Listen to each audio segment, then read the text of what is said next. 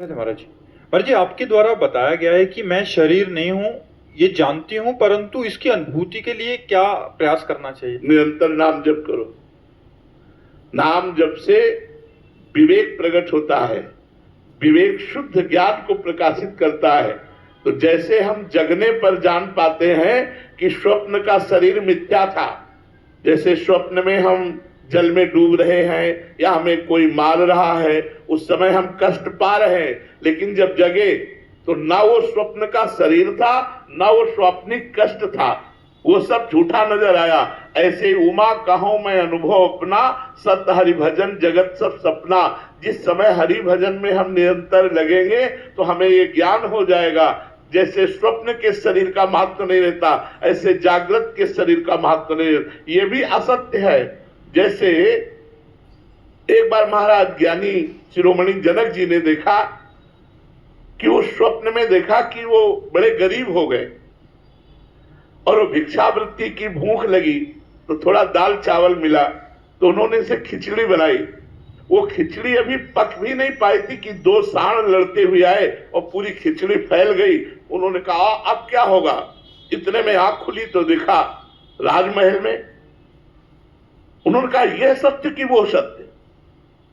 राजमहल में पलंग पर सोया हुआ स्थूल शरीर इतने सुख पूर्वक, और अभी जो भूखा जनक भिक्षा मांग करके खिचड़ी पका रहा था, वो सत्य या ये सत्य? अब सभा में जाकर के जिस विद्वान से पूछते कि यह सत्य कि वो सत्य, तो कोई उत्तर न दे पाता, क्योंकि यह और वह का लक्ष्य नहीं समझ पाते। अष्टावक्र जी महाराज को जब पता चला कि हमारे पिता को नजर कैद कर लिया गया है उत्तर न देने पर, तब वो पहुंचे। बालक ही थे पर बहुत बड़े ज्ञानी महात्मा थे।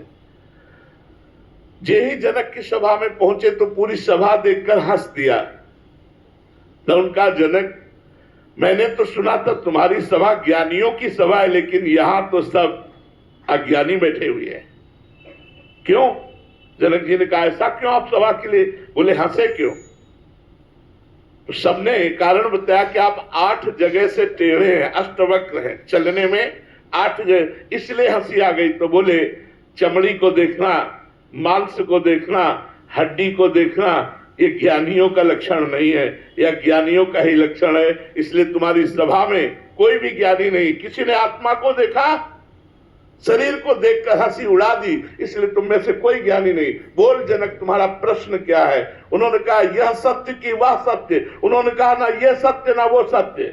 जब स्वप्न में था तो स्थूल देह जो जनक है वो विस्मरण में था, जब जागृत में था तो जो स्वप्न में जनक था उसका विस्मरण था। इसलिए स्थूल सूक्ष्म कारण तीनों शरीर मिथ्या होने के कारण ये तुम्हारा यह और वह दोनों असत्य है। सत्य है यह और वो कुछ साक्षी जो जानने वाला है। तो इसलिए इस शरीर का स्वाप्निक भाव तभी हमारे समझ में आएगा जब हम नाम जप करके गुरुदेव की कृपा से ज्ञान को प्राप्त होंगे।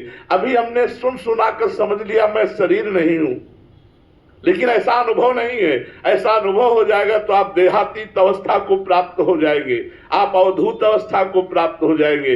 इसलिए खूब नाम जप करो, शास्त्रों का स्वाध्याय करो, पवित्र भोजन करो, कुसंग का त्याग करो, तो हमारे अंदर ज्ञान का प्रादुर्भाव हो जाए।